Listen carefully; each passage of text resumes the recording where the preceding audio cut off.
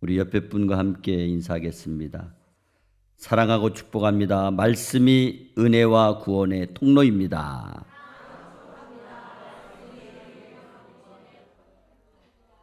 네, 길어서 죄송합니다. 근데 간단해요.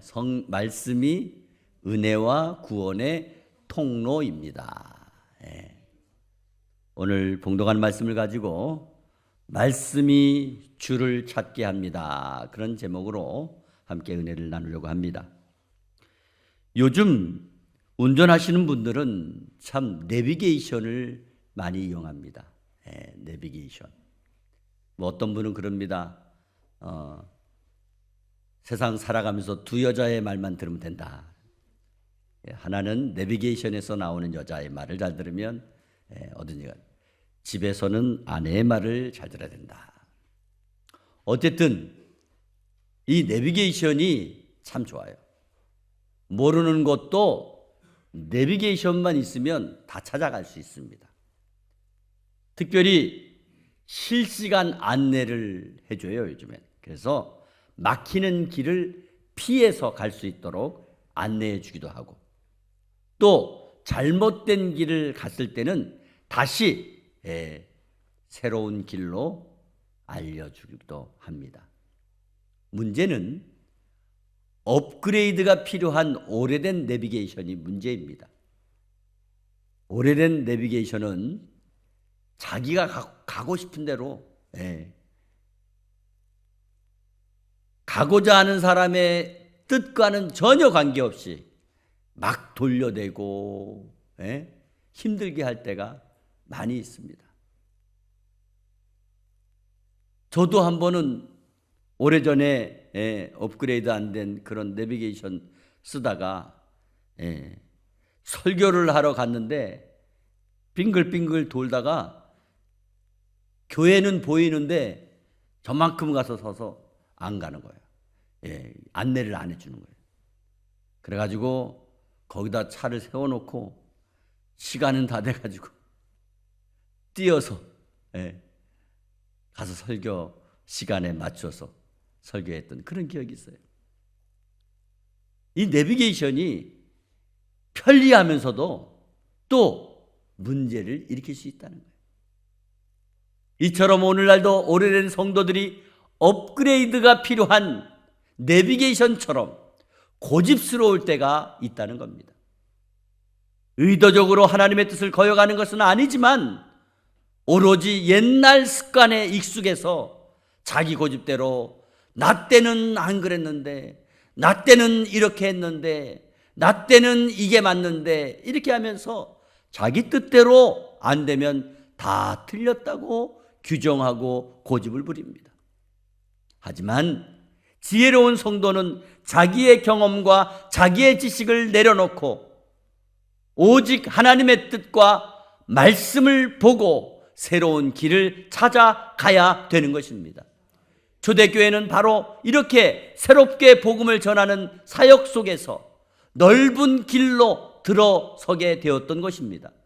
바로 유대인이 아닌 이방인들이 하나님의 백성으로 돌아와서 그들에게 대한 문제가 일어나게 된 것입니다. 사도 베드로의 설교 이후에 사도 바울과 바나바 목사는 예루살렘 교회에서 하나님께서 이방인들에게 행하신 일을 자세하게 보고했습니다. 교회는 잠잠히 그들의 보고를 다 들었으며 드디어 사도 야고보가 나선 것입니다. 사도 야고보는 이방인들에게 복음이 전파된 것이 선지자 아모스의 예언과 일치한다고 강조하면서 동시에 이방인이 최소한 유대 그리스도인들과 불편하지 않도록 논쟁을 끝내야 될 것을 말씀하고 있는 것입니다. 오늘 본문 12절 말씀에 온 무리가 가만히 있어 바나바와 바울이 하나님께서 자기들로 말미암아 이방인 중에서 행하신 표적과 기사에 관하여 말하는 것을 듣더니 하나님 나라의 역사나 개인의 역사에서 빠지면 안 되는 것이 바로 살아계신 하나님의 기사와 표적이라는 겁니다. 과거와 현재와 미래에 하나님께서 순간순간 동행하시고 일하신 하나님의 임재의식과 동행의식이 필요하다는 것입니다. 자기가 계속 앞장서서 주인 되는 일만 집중하고 사람들의 찬사와 시선만 받게 된다면 하나님을 소외시키는 사역이 되는 것입니다. 앞에서 바리새파 그리스도인이 말한 것에 사도 베드로의 반박이 10절과 11절 말씀에, 사도행전 10장과 11절 말씀에 이렇게 나옵니다. 그런데 지금 너희가 어찌하여 하나님을 시험하여 우리 조상과 우리도 능히 매지 못하던 멍에를 제자들의 목에 두려느냐. 그러나 우리는 우리와 동일하게 주 예수의 은혜로 구원받은 줄을 믿노라. 사도 베드로가 왜 이방인들이 믿는 것을 힘들게 하고 또 그 결과 제자들을 또 힘들게 하느냐. 그들도 우리와 동일하게 예수의 십자가 은혜로 구원받은 줄을 믿는다. 이렇게 전했어요. 오늘 사도 베드로의 설교에 예루살렘 교회 성도들은 잠잠했습니다. 오늘 본문에 가만히 있어라는 말씀은 대답하기를 멈추다 혹은 침묵하다 그런 뜻입니다. 사도 베드로가 논쟁하려고 달려들던 성도들을 침묵시켰다는 것입니다. 서로 목소리를 높이는 심각한 논쟁에서 적절한 대응으로 과격했던 논쟁을 가라앉힌 것입니다.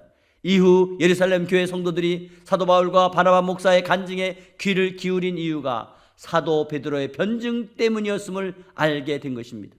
사도 베드로의 변증에는 성령께서 역사하신 일을 말씀하고 이어 바나바 목사와 사도 바울은 이 기회에 1차 선교 여행을 통해서 하나님께서 이방인들을 구원해낸 역사하신 일을 설명해 주었습니다. 그것이 표적과 기사입니다.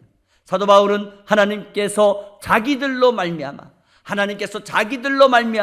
나타낸 기사와 표적, 하나님께서 행하신 사역을 보고했습니다. 이러한 보고로 예루살렘 교회 회의에 참석한 성도들은 모두 조용히 경청을 했습니다.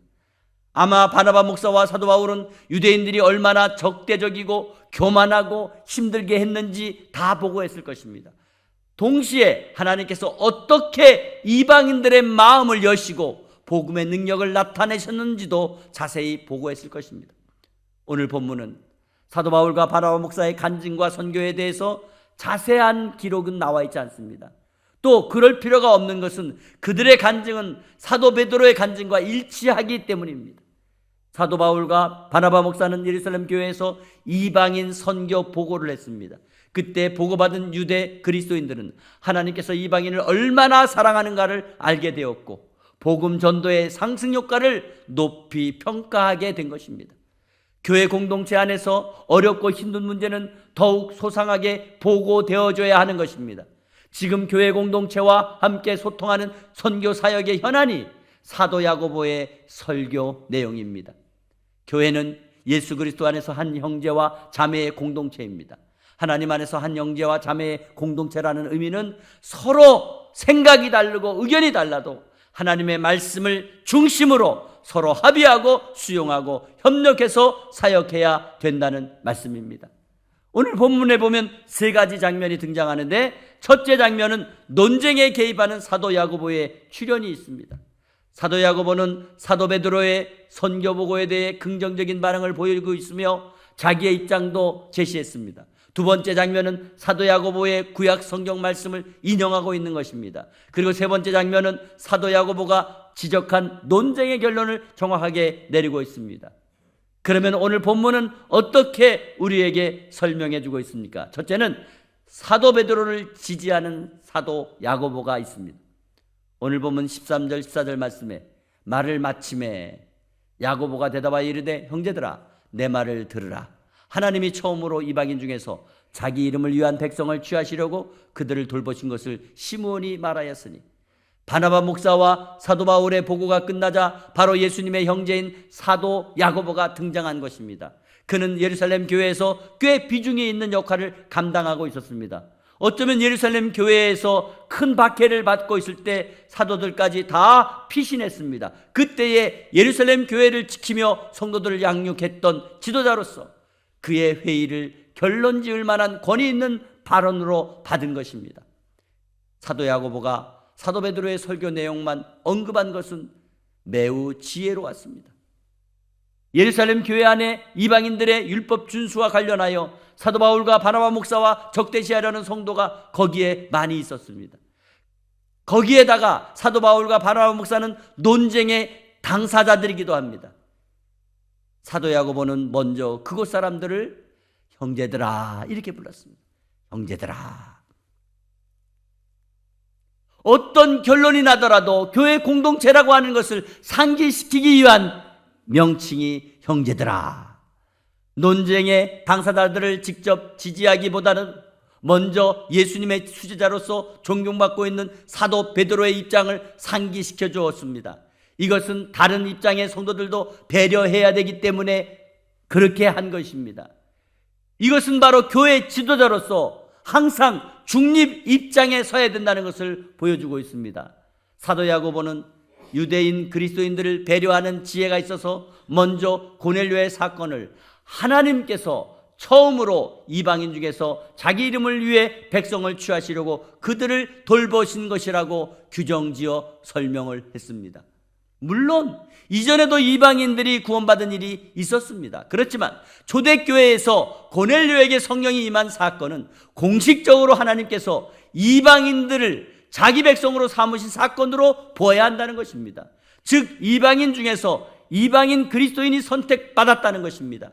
이방인이 선택받은 이유는 자기 이름을 위할, 이렇게 소개하고 있습니다. 자기 이름을 위할, 즉 하나님의 이름을 위할, 이렇게 소개하고 있어요. 즉 하나님의 영광과 하나님의 이름을 위해 이방인을 자기 백성 삼으셨다는 말씀입니다. 여기 또 돌보셨다 하는 말씀은 신방했다 하는 말씀으로 지어갈 수 있습니다. 고넬료의 사건은 하나님께서 베드로를 통하여 이방인을 신방하신 사건이라는 것입니다. 사도 야고보가 이 문제를 어떤 관점에서 봤는지를 잘 설명해 주는 것입니다. 사도 야고보는 회중에게 하나님께서 애굽에서 이스라엘 민족을 구원해 내신 장면을 떠올려 보라고 전했습니다. 그 모습이 바로 이방인을 부르신 것과 똑같다는 것을 전하고 있는 것입니다. 두 번째로 구약 성경을 인용한 사도 야고보입니다. 오늘 본문 15절에서 18절 말씀입니다. 선자들의 말씀이 이와 일치하도다. 기록된 바 이후에 내가 돌아와서 다윗의 무너진 장막을 다시 지으며 또 그 허물어진 것을 다시 일으키리니 이는 그 남은 사람들과 내 이름으로 일컬음을 받는 모 이방인들로 주를 찾게 함이라 하셨으니, 즉 예로부터 이것을 알게 하시는 주의 말씀이라 함과 같으니라. 무슨 말씀입니까? 사도 야고보는 사도 베드로의 주장에 동의하면서 구약 성경 아모스 8장 말씀을 인용하고 있는 것입니다. 이 말씀 최종 결정에 앞서서 성경의 권위에 호소하는 모습을 볼 수가 있습니다. 아모스 9장 11절에 12절 말씀에 그날에 내가 다윗의 무너진 장막을 일으키고 그것들의 틈을 막으며 그 허물어진 것을 일으켜서 옛적과 같이 세우고 그들이 해돔의 남은 자와 내 이름으로 일컫는 만국을 기업으로 얻게 하리라. 이 일을 행하시는 여호와의 말씀이니라. 사도 야고보는 사도 베드로에게 일어난 사건이 결코 우연이 아니라 하나님의 말씀 안에서 약속이 성취되는 것이라는 것을 강조하고 있습니다. 이방인이 하나님의 백성이 된 것은 이미 구약의 선지자들이 예언이었다는 것을 밝히고 있는 것입니다. 사도 야고보는 구약 성경 말씀을 인용함으로 사도 베드로의 경험과 자기의 결정이 성경과 일치한다는 것을 강조하고 있는 것입니다. 이렇게 사도 야고보의 모습은 하나님의 공동체 안에 속한 지도자로서 하나님의 말씀을 진단하는 능력이 있어야 된다는 것을 보여주고 있습니다. 그러므로 지도자는 성경 말씀을 통해 문제를 해석하고 그리고 적용할 수 있어야 된다는 것을 보여주고 있는 것입니다. 세 번째로 사도 야고보의 최종 결론의 변증입니다.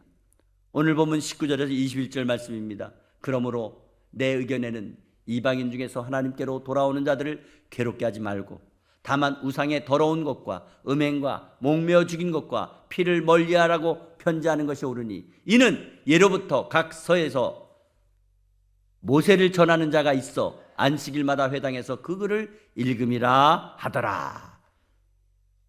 오늘 본문 마지막 부분에서 사도 야고보는 자기 의견을 정리해 결론을 내리고 있습니다.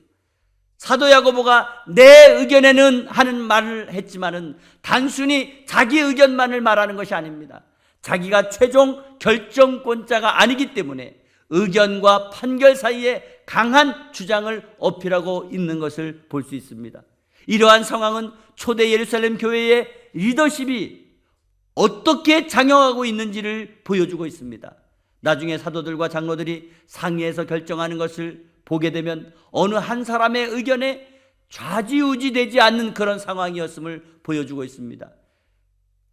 그러므로 사도 야고보나 사도 베드로의 말이 나름대로 권위가 있는 것으로 보게 된다면 누구든 사도들을 인정하는 권위 체계가 주어지고 있다는 것을 볼 수 있습니다. 이처럼 영적인 바른 리더십이 있어야 교회 공동체가 건강하게 될 줄 믿으시기를 바랍니다. 다시 말씀드리면 사도 야고보의 결론은 사도 베드로와 같습니다. 사도 야고보의 지혜로운 표현은 이렇게 말씀하고 있습니다. 이방인 중에서 하나님께로 돌아오는 자들을 괴롭게 하지 말고, 이방인 중에서 하나님께로 돌아오는 자들을 힘들게 하지 말고, 성경 말씀입니다. 사도 야고보는 이방인들의 입교시 유대인의 전통을 요구하는 것을 이방인 그리스도인들을 괴롭히는 일로 해석한 것입니다. 그것을 어느 정도 절충해 예루살렘 교회에 제시를 한 것입니다. 또한 이방인 그리스도인들만 위한 것이 아니라 유대인 그리스도인들의 상실감을 이해하고 적어도 이방인 그리스도인들을 위해 준수할 몇 가지 내용을 제안하게 됐습니다. 그것이 뭐냐? 우상숭배, 음행, 목매어 죽인 것과 피 자체를 멀리하는 것입니다. 사도 야고보가 요구한 이 준수사항은 유대 그리스도인의 입장에서는 정결의식과 관련된 정체성 문제가 되어 있지만은 이방인 그리스도인의 입장에서는 새로운 삶의 전환이 될 수 있는 것입니다. 어떤 의미에서 사도 야고보는 유대인 그리스도인과 이방인 그리스도인 모두가 만족할 만한 절충안을 제시했다는 것입니다. 하나님 은혜의 복음이 이방인에게 활짝 열렸다고 해도 그리스도인은 하나님 나라의 가치를 따라서 살아가야 하는 삶의 방식이 필요하다는 말씀입니다. 그러므로 이방인들이라도 그리스도인이 되었다면 당연히 지난날의 방식에서 벗어나야 된다는 것입니다. 사도 야고보는 이 점을 강조해서 전하는 것입니다.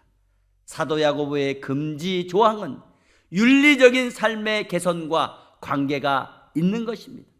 여기에서 사도 야고보의 의도가 무엇인가를 정확하게 파악할 수 있습니다. 우상 숭배는 잘못된 것이죠. 이방 신전에서 이루어지고 있는 음행이 쉽게 이루어지는 것, 그것을 문제 삼아서 안 된다는 것입니다. 또 목매어 죽이는 방식의 도축으로 인해서 피가 고기 안에 남아 있었던 당시의 풍습을 생각할 때 피를 멀리하라고 하는 것은 적어도 동물에 대한 윤리적 소비를 요구하고 있는 것입니다. 그러므로 사도 야고보의 제안은 이렇게 해석할 수 있습니다. 우상 숭배하지 말아야 된다. 음행하지 말아야 된다. 살해를 삼가해야 되고 다른 사람들이 받기 싫은 대접을 너도 다른 사람들에게 하지 말라 하는 것입니다. 사도 야고보는 할례와 다른 유대교의 의식들을 지키는 대신에 윤리적인 명령을 요구함으로써 이방인 그리스도인의 정체성이 삶의 방식에 대한 변화가 있어야 된다는 것을 분명하게 말했습니다. 하지만 이런 조항이 자신을 우월하게 만들거나 어떻게 해요? 이런 거 잘 지키면은 뭐 대단하게 생각할 거 아니에요. 그죠? 또 다른 사람과 차별하고 또 다른 사람이 그렇게 안 하면 정죄하는 이유로 사용해서는 안 된다고 하는 것입니다. 초대교회가 서로 다른 생각을 모으는 과정에서도 자기 교회를 돌보아야 된다는 것을 말씀하고 있습니다.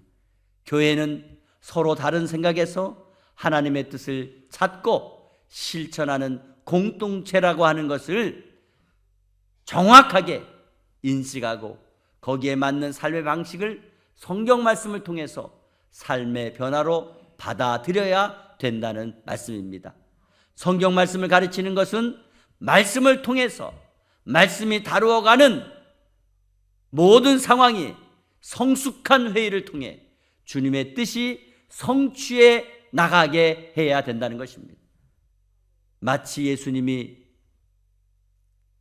예수님을 잡으러 온 사람들에게 뭐라 그랬어요?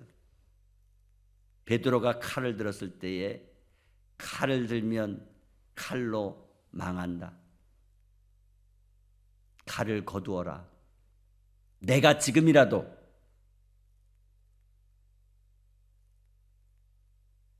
수없이 많은 천군 천사를 불러서 이거 막을 수 없는 줄 아느냐? 아니야. 그러나 내가 그렇게 하면 말씀대로 응하지 않는 거야. 그러므로 내가 말씀에 응하기 위해 저들에게 잡혀가는 것이다. 이렇게 말씀했어요. 여러분, 주님의 뜻이 하나님의 말씀입니다. 하나님의 말씀이 성취해 나가도록 하는 것이 교회와 성도가 해야 될 일인 것입니다. 생각이 달라도 한 형제와 자매로 좋은 하나님의 공동체로 살아야 된다는 것입니다. 사랑하고 존경하는 성도 여러분, 예루살렘 초대교회가 서로 다른 교리와 생각을 모아가고 있는 과정을 보면서 오늘날 자기 교회를 잘 돌아보아야 된다는 것입니다. 모든 교회는 서로 다른 생각 속에서 성경 말씀을 통하여 하나님의 뜻을 찾아 실천해 나가는 공동체인 것입니다. 성경 말씀은 삶의 나침판이며 삶의 내비게이션과 같은 것입니다. 그러므로 성경 말씀은 분명하게 가르치되 삶에 적용해서 영적으로 성숙한 생각을 통해 하나님의 뜻이 온전히 성취되어 가는 일에 앞장서야 되는 것을 잊지 마시기를 바랍니다.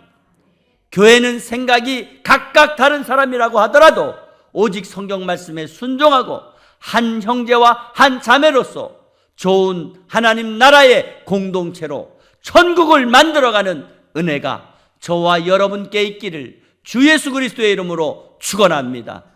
축원합니다. 거룩하신 하나님 아버지 감사합니다. 오늘 예루살렘 교회에서 일어난 이방인들에 대한 문제가 아버지 오늘 야고보 사도를 통해서 구약 성경을 인용하여 깔끔하게 우리에게 답을 정해주고 있습니다. 하나님, 주 예수 그리스도의 십자가의 은혜로만이 우리가 구원받을 수 있다는 것이 성경 말씀에 기록되어 있으며 그 말씀을 성취하는 일이 바로 믿음의 교회와 성도가 행해야 될 삶인 것을 믿습니다. 하나님 아버지, 우리가 도덕적으로나 윤리적으로도 바르게 하지 않으면서 예수 믿는다고 하는 아버지 잘못된 모습을 우리 스스로 깨닫게 도와주시고 어떤 상황 속에서도 교회는 생각이 다르다고 할지라도 성경 말씀에 입각하여 순종하고 성취시킴으로 하나님의 나라의 공동체를 아름답게 세워갈 수 있도록 도와주시옵소서. 하나님 아버지, 영적 권위를 인정하고 그 말씀의 권위를 인정하고 살아갈 때에 그 말씀을 통하여 우리의 영적인 능력과 축복이 나타날 줄 믿습니다. 하나님 도와주셔서 정말 오늘날 교회와 성도들이 아버지여 말씀에 더욱더 가까이 순종하게 도와주시고 그 말씀의 성취를 바라보며 나아갈 수 있도록 도와주셔서 말씀이 가는 데까지 가게 하시고 말씀이 서는 데까지 서는 믿음의 성도들 되게 하옵소서. 모든 영광 주께 올리며 거룩하신 예수 그리스도의 이름으로 기도하옵나이다. 아멘.